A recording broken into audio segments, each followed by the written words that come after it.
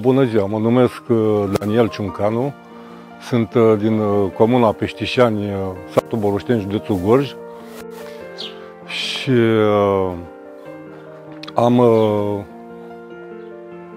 deprins îndeletnicirea asta de la părinții mei, încă de prin clasa 4-a, 5-a, și mi-am dorit din tot timpul să practic acea meserie. În anul 2016 m-am hotărât să depun un proiect pe fonduri europene din necesitatea de a duce tradiția și portul popular mai departe, pentru a putea și conserva portul și tradiția, pentru că nu aveam niciun sprijin din niciun fel de parte.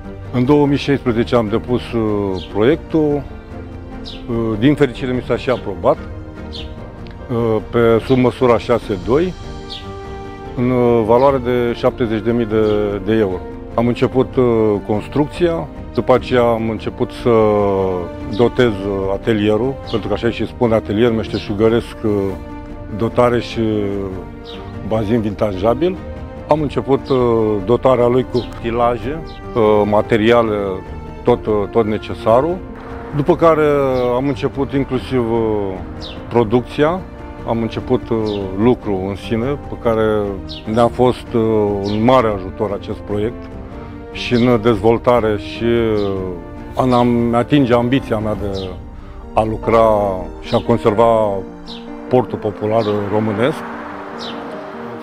Am avut și obstacole, mai întâmpinăm și în ziua de azi, concurența neloială. A sfătui și tinerii din ziua de azi să încerce să acceseze fonduri. Au multe de învățat din accesarea unui fond, au de învățat prețuirea banului, au de învățat ridicarea pe piață a nivelului lui de lucru.